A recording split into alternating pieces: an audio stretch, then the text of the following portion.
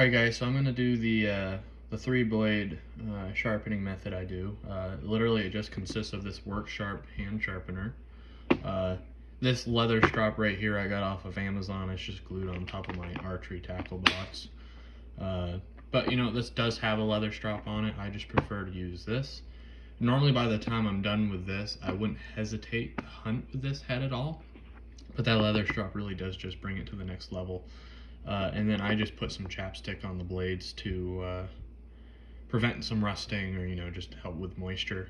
And when you slide it into your bow quiver, it kind of coats the inside of your bow quiver, so that's kind of a nice feature as well. But so we're gonna start with this guy. Get this out of the way. I like to use a piece of arrow shaft just to kind of give myself to hold on to, and you can use the arrow. If I was in the field, I'd use the arrow, but it's just kind of long and it gets a little cumbersome. So as you can see, I mean, this isn't taking hair at the moment. This was the same one I showed in that video, but I have since shot it out back a ton. You can see a few nicks right here. Basically what happened there is I was shooting and well, it ended up in an oak tree, and I had to take a saw a little bit to get it out, and I accidentally nicked the blade with the saw. But so we're gonna start on the coarse side of this. It's probably not necessary, but I'll just go through the whole process. So with this head, you could drag it down the center because it is narrow enough, but I just work across this way, and I kind of grab on the back of the head, and then I have my hand kind of towards the rear of this, and that just helps me keep even pressure. And I'm going pretty heavy strokes. And you gotta remember, this isn't necessary if the head's in pretty good shape. You can start on the lighter one. But I'm gonna do about 6 to 8 strokes a side here. I forgot to count. The key is just to keep it consistent.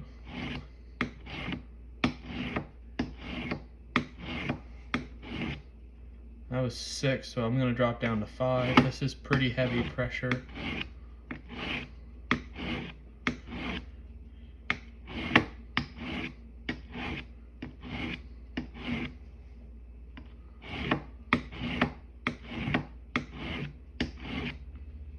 So at this point, it's already biting a nail. So, I mean, it doesn't take that much. So I'm gonna go down to 3 strokes. And this is still on the coarse. And now I'm gonna flip it over to the finer side. And this is where most of the work comes in. So, like I said, already biting a nail. Still probably, still not taking hair. Taking skin flakes, but not hair.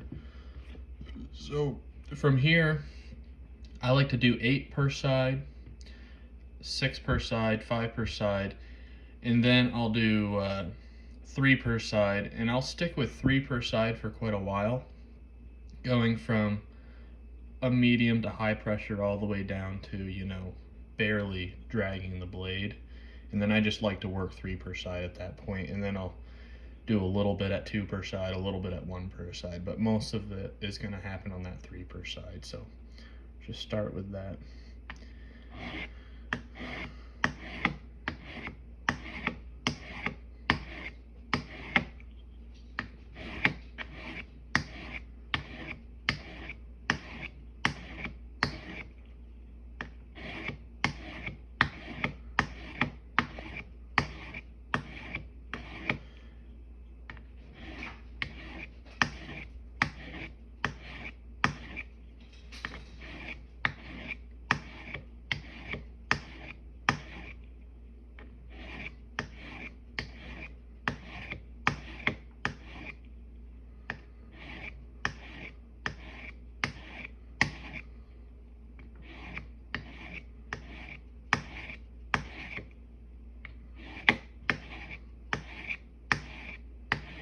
So at this point, we've gone from 8 down to 5 per side. And one thing I like to do is I always turn the head right when I'm working. That way, I don't end up sharpening the same size. That just works for me. Starting to bite a nail a lot better at this point. wouldn't be surprised if you start taking some hairs, but we still haven't gotten to real fine pressure yet. So now I'm going to go to 3 per side, and this is where I'm really going to start tapering off pressure.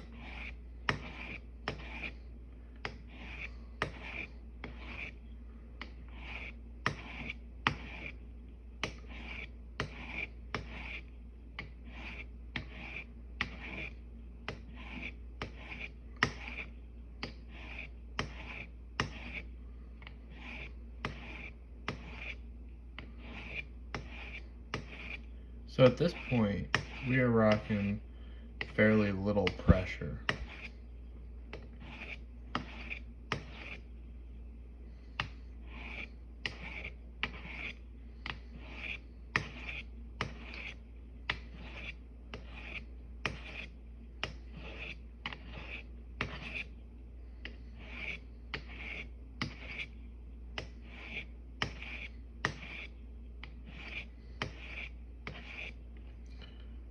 At this point, you can start to really see kind of a mirrored edge. Not mirrored, but starting to get real polished. Biting the nail really good. So at this point, I'm going to drop down to 2 per stroke, and then you'll probably see me go to 1 per side, and then we'll move on to the next step.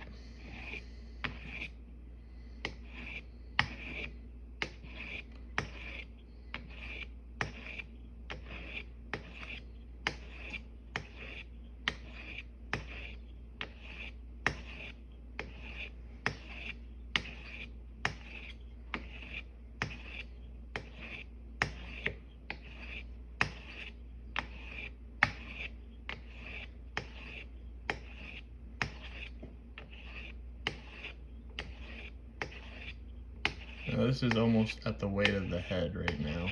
Just a little downward pressure.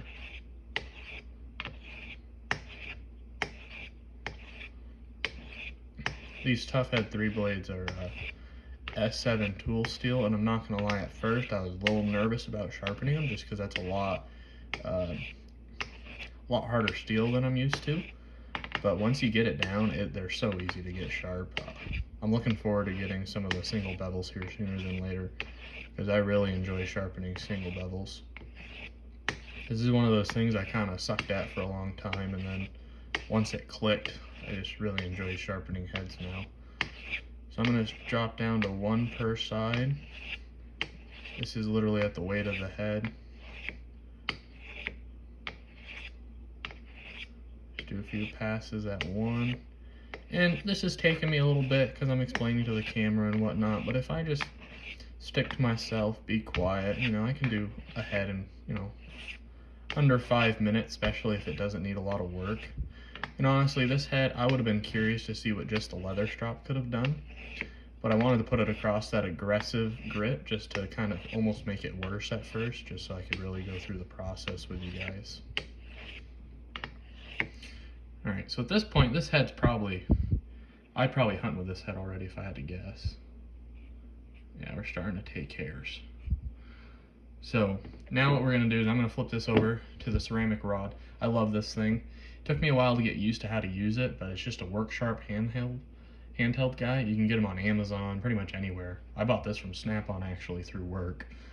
That's probably not the ideal way to buy them price-wise, but it was there, so I did it. And this is just going to continue to take down that edge to a finer and finer edge. This has a few different settings. I just have it on the fine side because this is just kind of probably not even necessary, to be honest, but it's here, so I like to use it. And it's just kind of the step I do right before the leather strop. And like I said, that leather strop is truly what brings this edge to a scary point.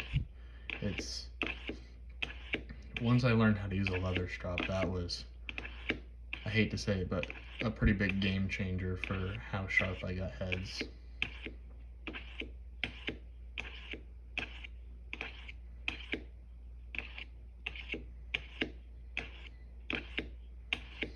And when I was sharpening this, I'll still have that nick in the blade from where I hit it with that saw that day. Didn't really care about it. It's such a minor blemish that getting it out of the blade's kind of just not necessary in my opinion. This is mostly my practice head anyways, which also had a, you know, had something to do with the fact that I don't really care that much, but it is what it is. All right, so we'll call that good with a work sharp. Like I said, this guy's already, you know, popping hairs. So when it comes to the leather strap, I'm gonna try to get you guys completely in view of the camera here. I use quite a bit of pressure for what you might think you might want to use. But I grab the end of the arrow at the front of the head. You got to be really careful when you're dealing with the head at this point because it is sharp. Luckily for me, I'm a mechanic, so my hands are basically, you know, feelingless and pretty rugged. So, but you'll literally feel the head just get smoother. Pressure, you know, I do a medium pressure. Stroke count, not too particular on at this point. But the more and more you work this head across the leather strap, you'll just feel it get smoother and smoother and smoother. It's pretty amazing. And this leather strap was just another Amazon item. I was sitting in my tree stand one day and I was admiring the sharpness of probably a cutthroat at the time, and I was pretty good at sharpening with a bastard file, so I knew it was sharp enough to hunt with, and I was curious to know what I could do with a leather strap. So next thing you know, I went on Amazon real quick on my phone while I was sitting there and ordered a leather strap, and been using this ever since. And it used to have some green sharpening compound on it. It's kind of worn off at this point now. It's just a nice oldie worn in, but you can use a cereal box. You know, you don't have to have the rubbing compound. I think it helps a little bit, but there's a whole bunch of different ways you can strap a head without actually having to have a piece of leather. But, and like I said, this is the part that just brings this head to a scary place.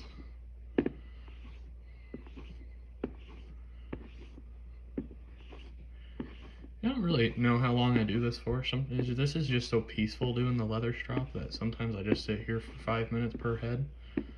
But like I said, it's kind of this head's probably been good since, you know, a few passes on it, but we'll do a few more here and call it good.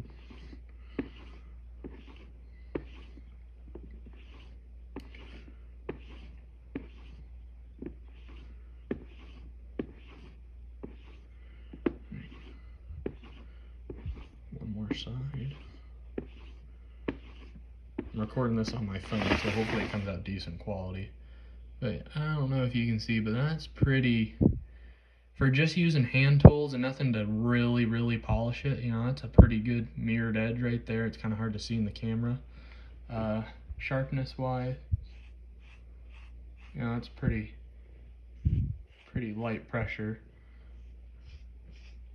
All three edges are just popping hairs off, and my arm hair is pretty dainty, so it takes a pretty sharp edge to get underneath it without just pushing it down. So Tuffhead 3-blade, this is that S7 tool steel. I'm freaking loving these things. Don't just say that because, you know, I'm partners with them with the podcast and whatnot, but awesome heads and really easy to sharpen. I think one of the big keys from what I remember him saying, and I do it anyway, so I forgot to mention it, but you want to pull these heads across the diamond plates or whatever you're using, and that was the same experience I've had with VPAs and whatnot too. So, and it's just easier to work towards you in my opinion. So yeah, that's how I sharpen a 3-blade these days, and then from this point I would just take some spearmint, you know, chapstick, because that's more trad, and just run a bead of it down each side. And then if you want to be stupid like I am, I take my fingers and just kind of squeegee off some of the excess.